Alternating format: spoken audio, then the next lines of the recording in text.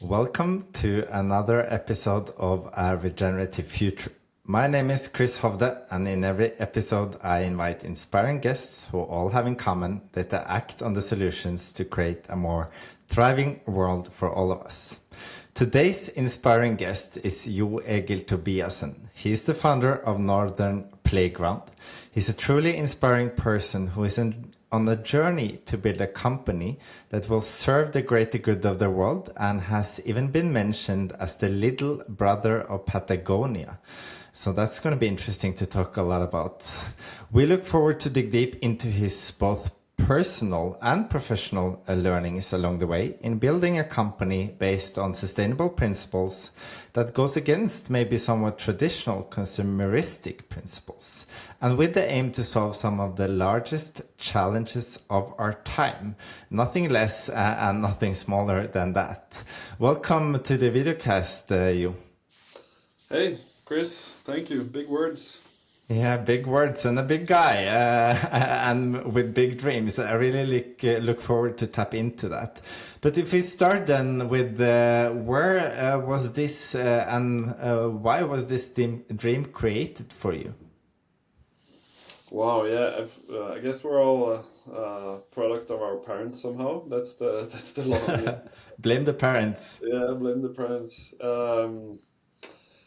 But to be more concrete, when I was 20 years old, I quit my dream as a professional handball player, more or less, and stayed for 6 months in southern Mexico with the Maya people Cool. through a Norwegian NGO.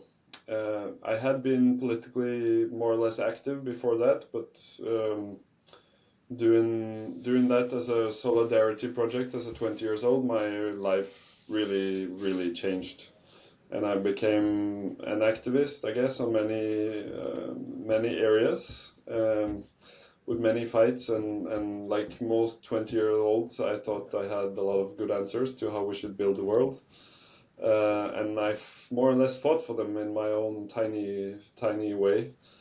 Yeah. So that's a start to think that I can play a role in society.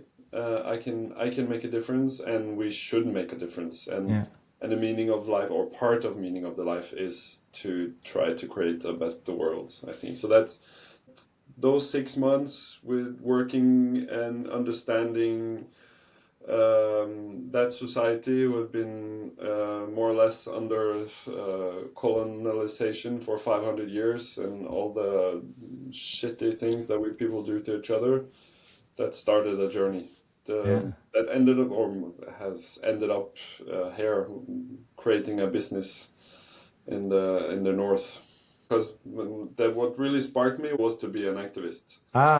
Yeah, so that was a spark in that direction more than anything else. Yeah. And also,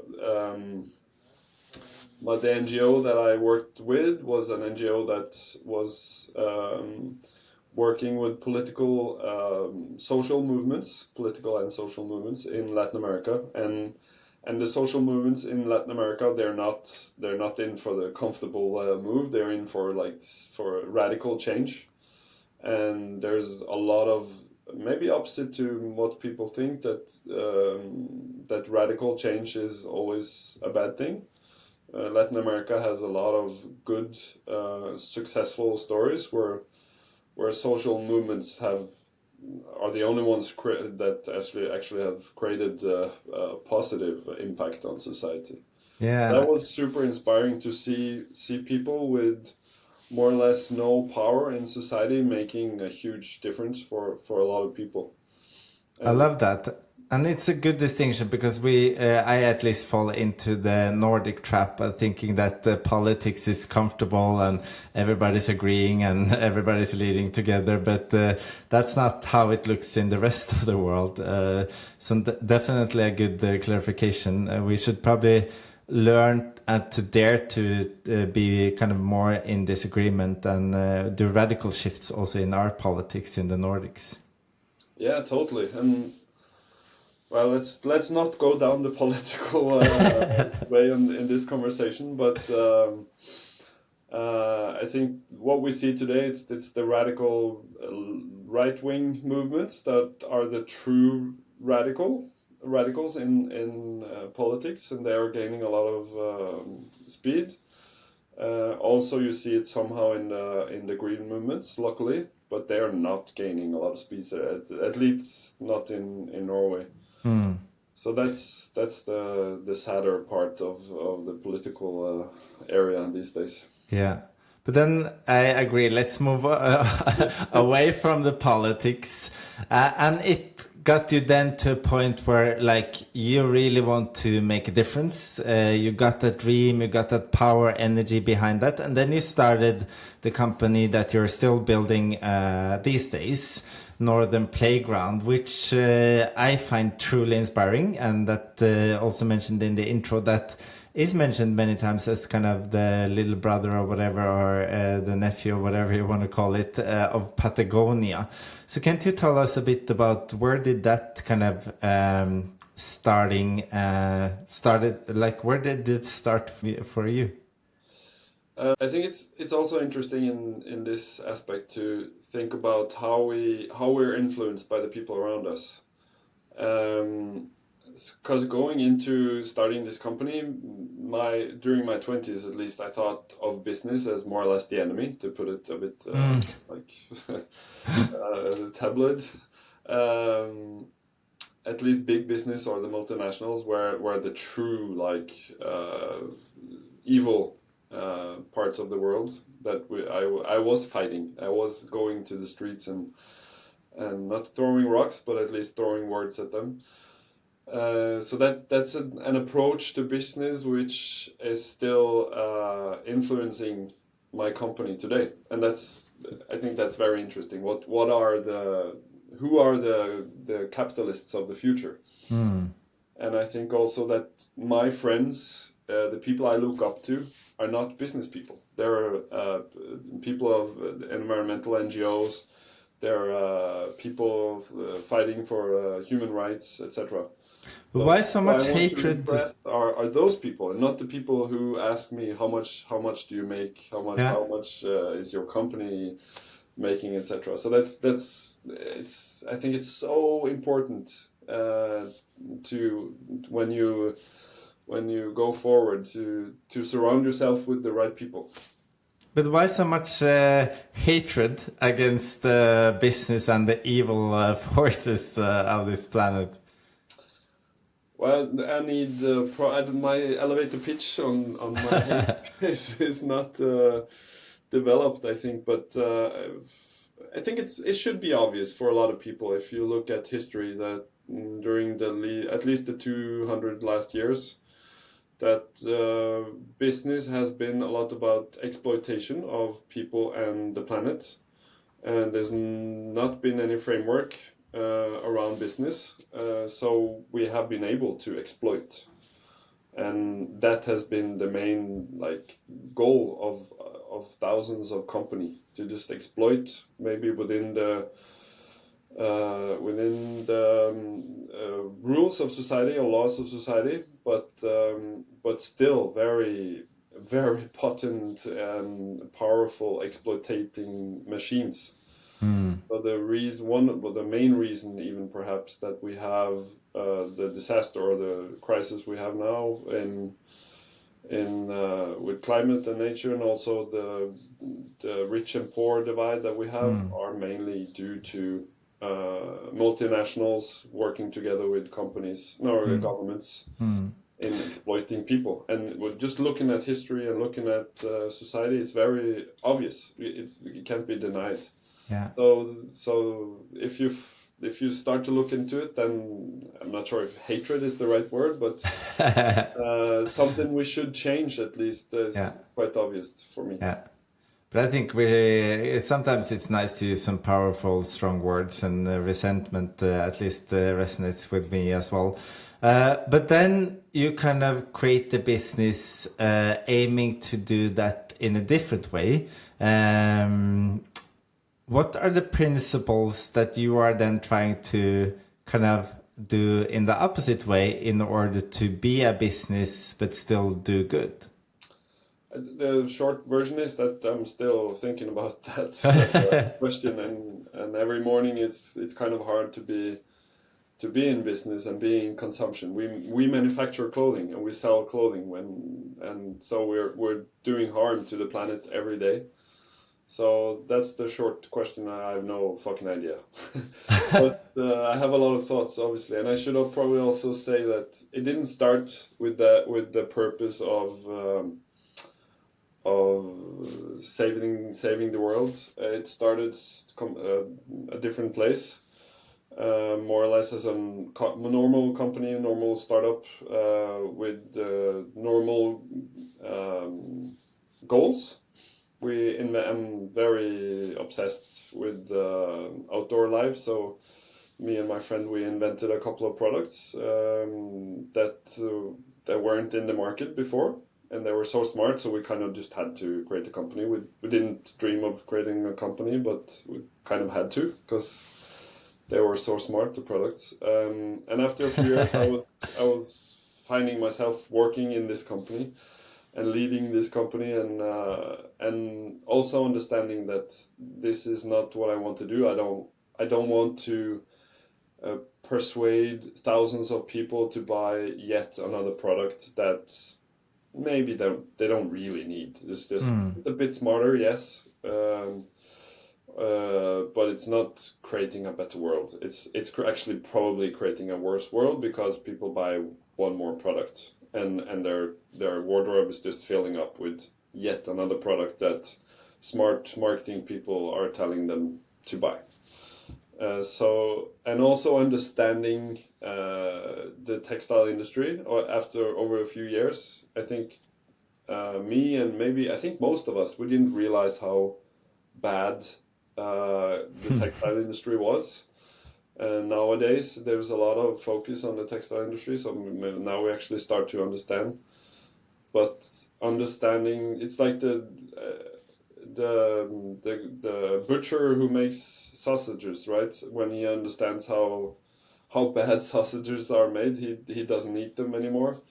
So that's kind of my journey in the textile industry, like realizing, oh shit, just it doesn't really matter. The main maybe finding was that we realized that you can manufacture products in super good, or at least better ways, but still it doesn't really matter. You still take a lot of resources from our planet that are not put back. Even you have organic stuff, you have recycled materials, but still you steal a lot of resources that are just taken. So understanding that and what to do, how to go forward. Yeah, because that's to me is a big question. And then the question that comes to my mind is like, would you start the same company today, knowing what you know now and having the dream that you have now? That's I wouldn't start the version 1 of the company that we started for sure. But good question.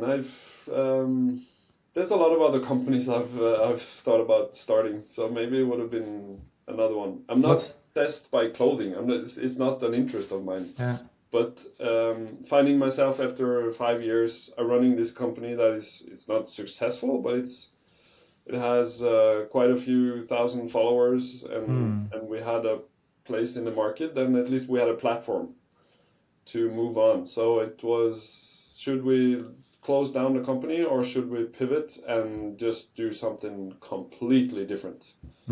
Like opposite of what we were doing and opposite of what the market was doing. And I'm glad that we landed on the latter, on the last option. Yeah, cool. And then just a short one. What's then on top of your list of new companies to start if you could choose? I'm quite excited about food because we need food. We don't need technology. We don't need clothing. We don't need transport. those are just luxury goods. But if so if I could, like so in my logic, then food is actually possible to manufacture sustainably. Yeah. But all the others is all the other things that we have around us, or products, they're not necessary for a good life. So it would be either food, or it would be maybe something to do with actually creating better lives. And so we take away money from our pockets in for consumption, and putting them into where we actually have lived better lives. I love that. Interesting. It's complicated though. Yeah, it's really complicated.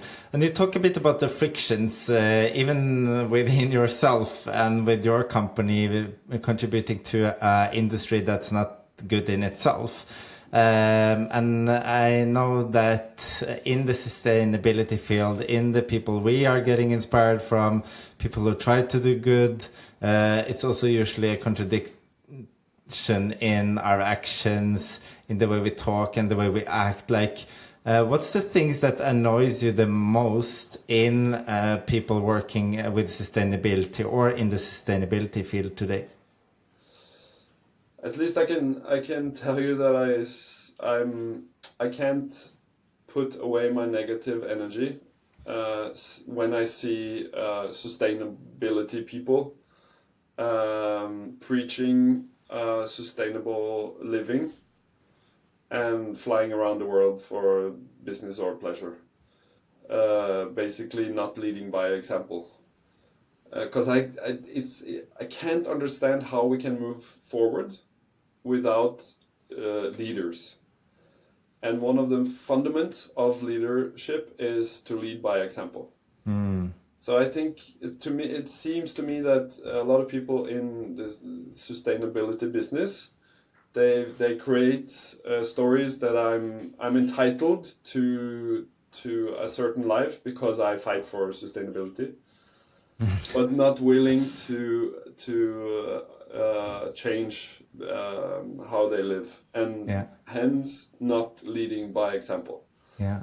And people who lead by example, they're so powerful. And just being in Norway, we have a concept which we call blue trips, which is basically a group of friends meeting at the airport, and one guy has decided where to go. We don't know where to fly.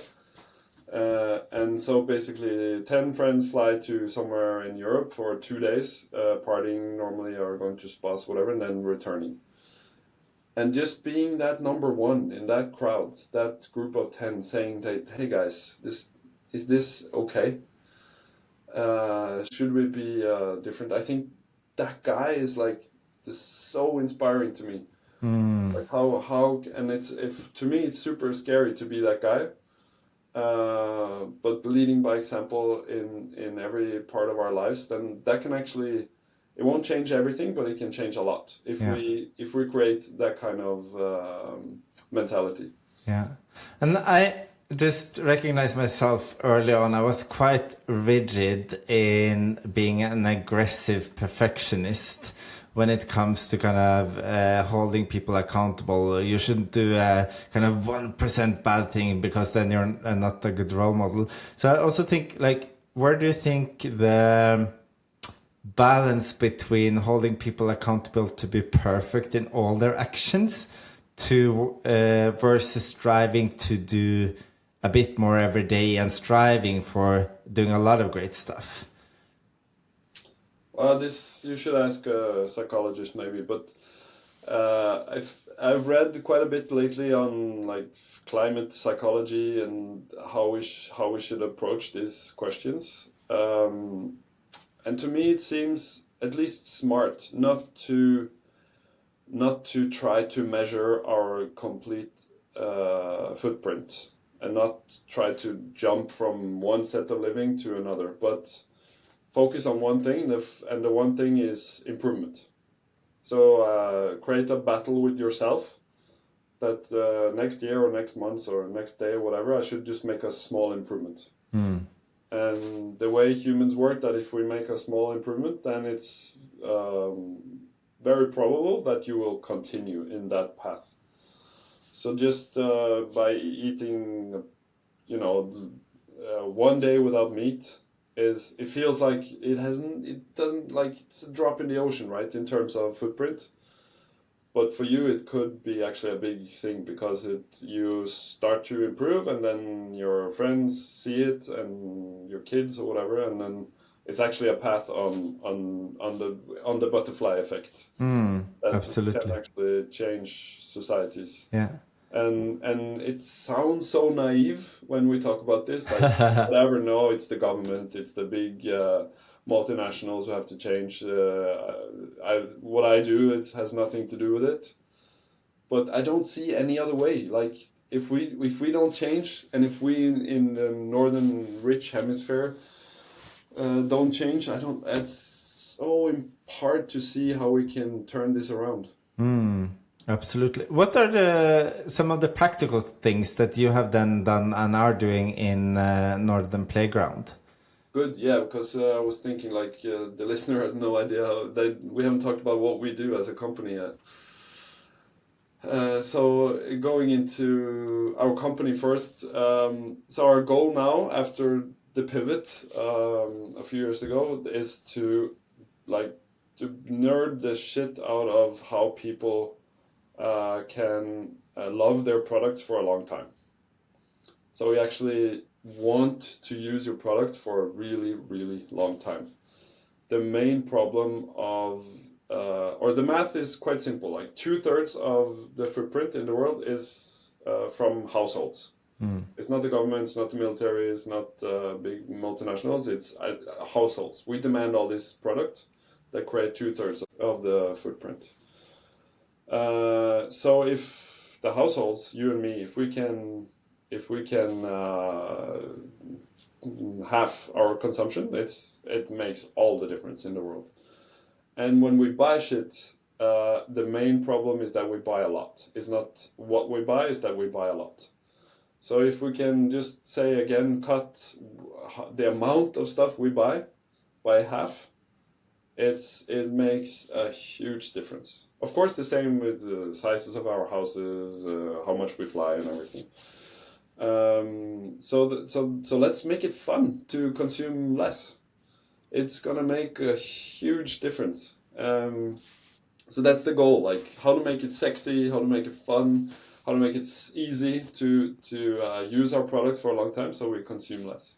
Yeah. And then second question is then, okay, well, how do you do that? How do you do that? We have for the last 200 years, we've been trained to buy as much as possible. Society has taught us to buy as much as possible. That's part of, like, being happy.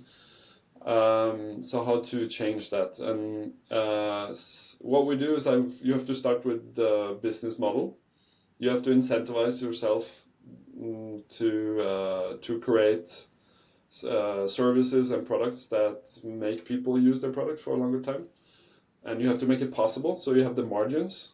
Because that's the problem in consumptions today, that a company that makes phones or clothing or whatever, they only make a tiny bit of margin, so they have to sell a lot.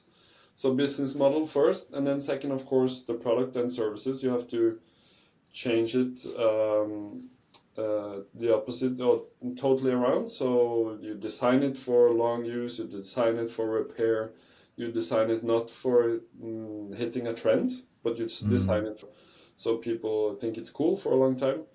And you have to put in the services, so it's easy to maintain, it's easy to repair. We have free repair in our company, or in our clothing. So you have to look at the whole package. So, and there's no word for this. And I think lastly, and maybe possibly most importantly, is the whole psychology around how we communicate the product. Because like I mentioned, like now, more or less most of the money that a company spend on a product, or the margin they have on a product, they spend on telling us buy more. That's the whole business model in consumption, is that you get money when you sell a product, and you spend almost all of that money telling people to buy more. We know so much about human psychology now on Mm. how to buy more, and nobody knows Yeah. nothing How about to buy less. how to buy less and how Yeah. to use that product you just bought longer. Yeah. So we have to start market in a different way. Market, it's like using the marketing principles on making people love their products for a long time. Mm. And we don't know how to do it, but we try. Yeah, and I So think that's that's what we want also to do.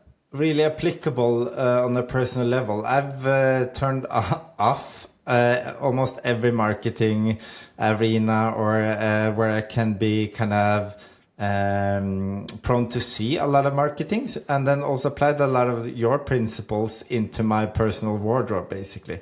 I have one pair of shoes that can be used for nice occasions.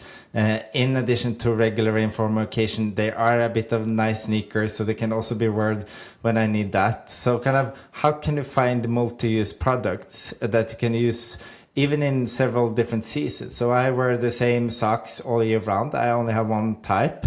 And then kind of minimize my footprint in that way, and rather buy higher quality, because I need to also realize that I need to pay for something that lasts longer, also to keep, of course, the companies alive. So I think many of those principles actually is the principles of my wardrobe as well, I would say. So love that. Cool. Yeah, I like it, and when we boil it down, that's you mentioned money, right? You have to pay more for a quality that can last, and that's the essence, because we have a certain amount of money, all of us, and by buying less clothing, if that makes you end up having more money for flying, then we're actually worse off, right? Mm, So we have to maybe not spend less on clothing, maybe even spend more, yeah. but you have to spend it on products that you really love for a long time, and you have to spend money on repair Mm, and yes, and maybe on maintenance, etc. So we put the money on business that will make the world better, yeah. and And not just changing the money you save on less consumption to somewhere else in where it's equally bad or even worse. yeah, I spend much less on very few pieces of clothing. So, and but you also may come to love them then, like a bit of tailoring, a bit of repairing. You've had it for a long time. It's more like also to me almost a part of history and emotional connection to it. Exactly. And I get joy out of seeing my clothes instead of, oh, I have 100 pieces, I have nothing to wear. Now I feel like I have a lot to wear, but I only have 2 pieces. So that's kind of a fun transformation, I think. And But if we're gonna kind of, yeah, yeah, no, just like I see in your eyes that you feel a certain freedom definitely. There's a in having lot of that. freedom. I hated going for trips before because I like, what should I pack? What should I wear? Now I just pack my whole closet in a cabin baggage, or like a small weekend getaway bag, and I have everything I need. But you Uh, don't fly though, you take the train, right? yeah, I did for 5 years not fly at all, but unfortunately I've given up to kind of still trying to keep it to a minimum. But I fly a bit every year now. So I would say maybe some, yeah. I would try 80% to reduce it, but I'm not perfect anymore. So I was much more confident a couple of years ago saying I haven't flown for many years. But I find it also kind of a bit of a, and everybody will think this is silly probably, but it's sometimes a bit of a give and take. I do a lot, so I think I would say I'm really 80% confident that I do more than the majority of the people. But then there's still some few things I'm not willing to let go of.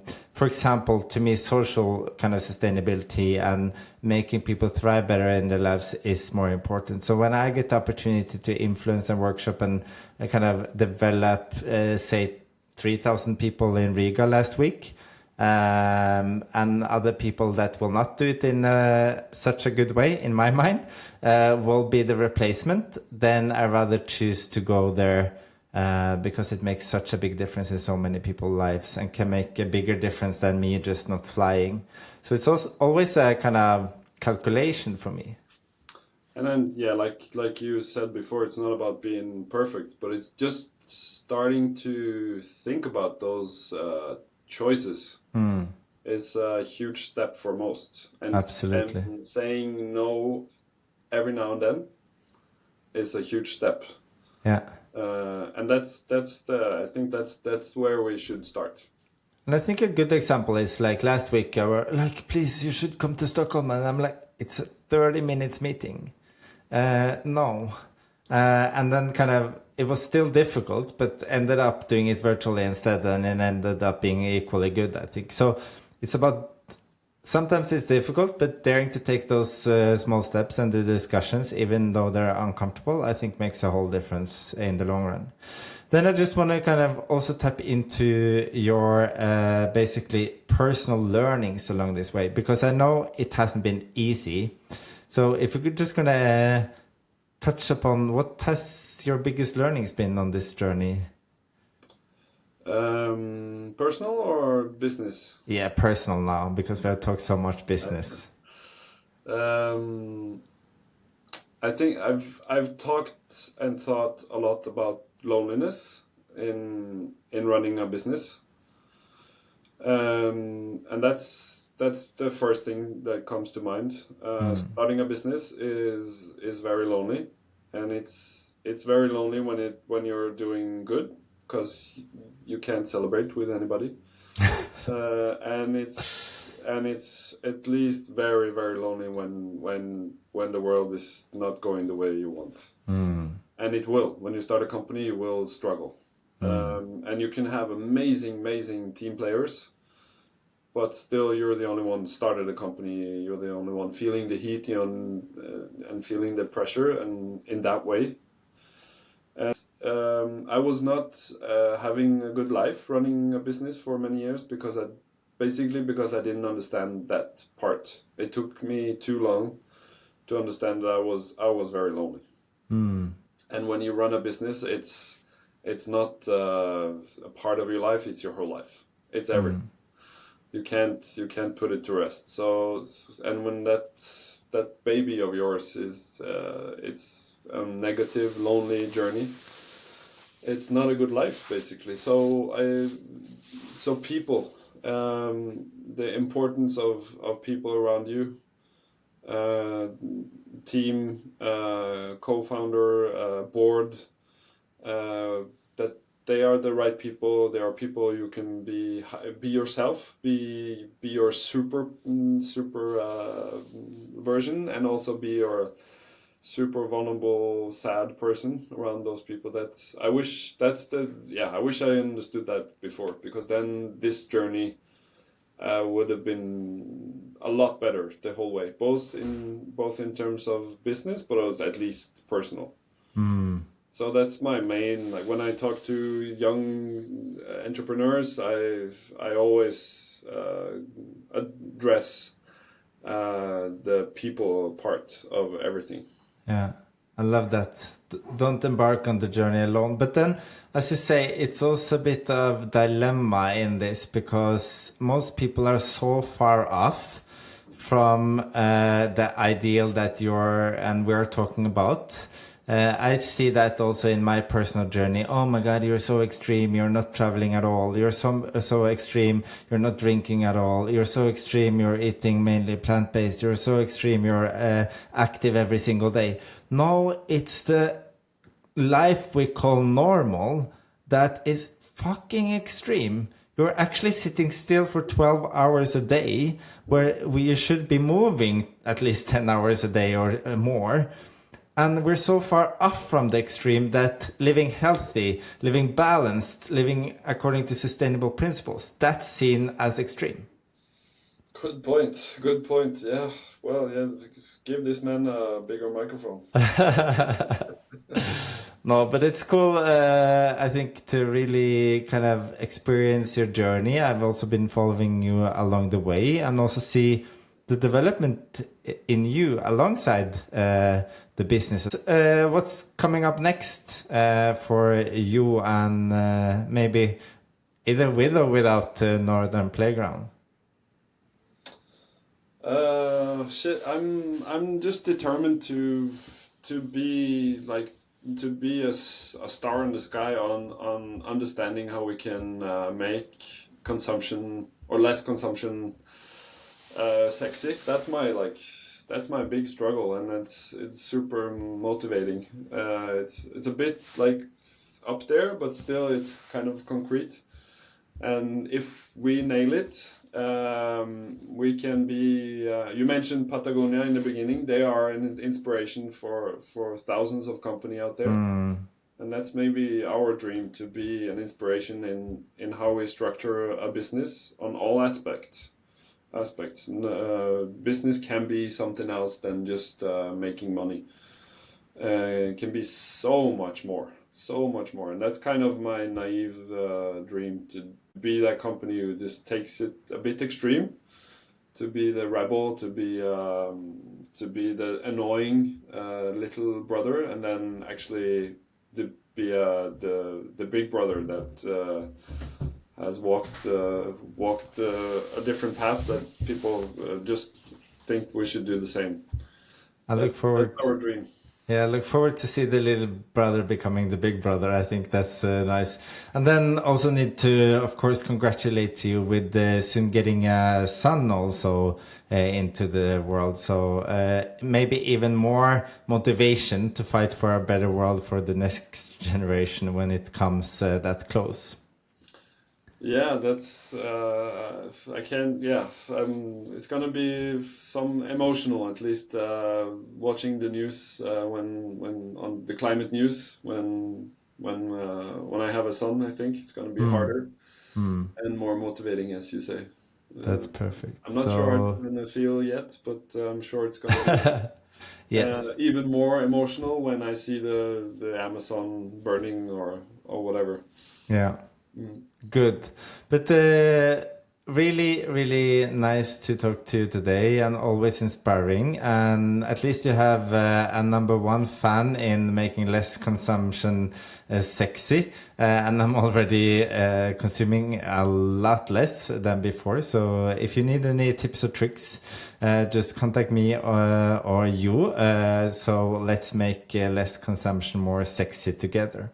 Good. I'm glad you're talking about it. That's also number one. Like, don't be embarrassed to talk about it. Don't blame people who are not doing it the right way, but just talk about the how it's fun and sexy to consume less. Cool. I will continue that with increased strength then. Nice. Good. Thank you so much, you, for joining. See you around, Chris.